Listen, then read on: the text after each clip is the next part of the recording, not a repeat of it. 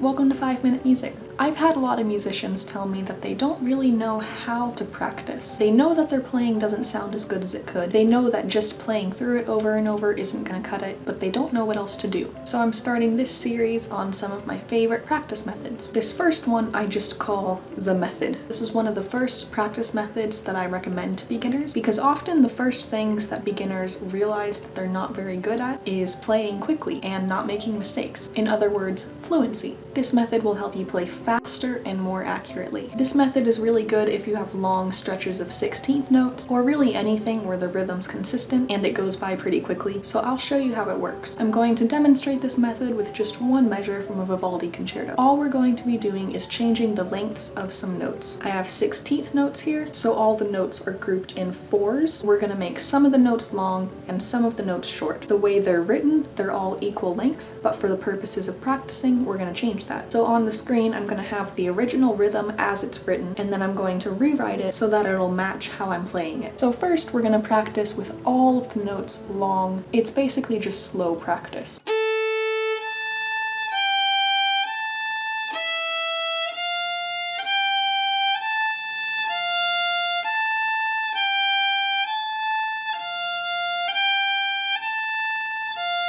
So all of the 16th notes are long. When you're doing this, write in fingerings, accidentals that you missed, anything that's going to help you later on. I'm going to demonstrate these all on violin, but it works for any instrument. When I do this method for a piece on violin, I'm thinking about the coordination between my bow and my left hand fingers. But if you're playing piano, you might think about the coordination between your two hands. If you're playing a wind instrument, it might be the coordination between your fingers and your tongue. It's a great method for syncing things up if things are sounding a little bit muddy. So the next pattern that we would do from here is long, short, long, short.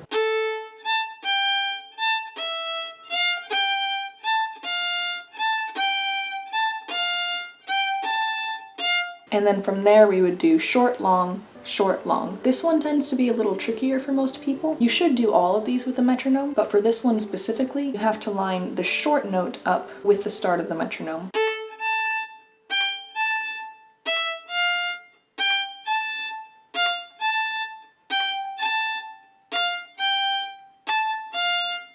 So if you have a passage of 16th notes, slow practice and then long, short, and short, long are the ones that you should always do. But if you're having a particularly hard time, the next one you would do is long, short, short, short.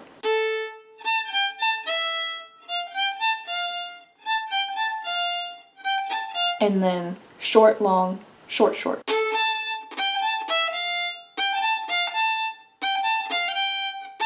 And then short, short, long, short.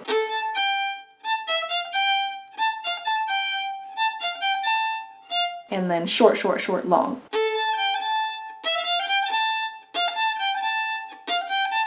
Another combination that I like is long, short, short, long.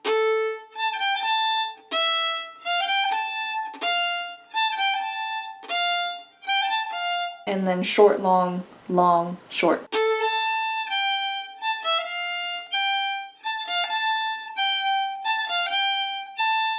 And you can also do long, long, short, short, and short, short, long, long. Hopefully at this point I don't need to demonstrate those. And as you're doing this, it shouldn't be mindless. As I was going through just this one measure, I was noticing that my first finger was a little high sometimes. My third finger, A, wasn't quite in tune with my A string, so that's something I need to be aware of while I'm playing. You also should notice that some patterns are more difficult than others. Like if long, short, short, short is easier than short, long, short, short, then it might be that there's an issue between the first and second notes in the group.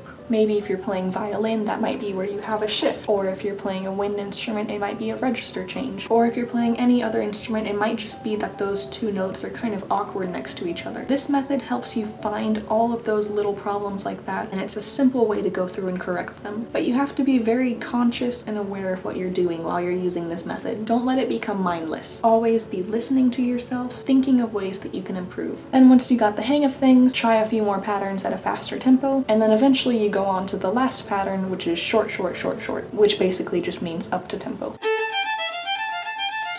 So good luck with your 16th notes, and keep an eye out for the other videos that I'll be posting in this series, and happy practicing. Bye!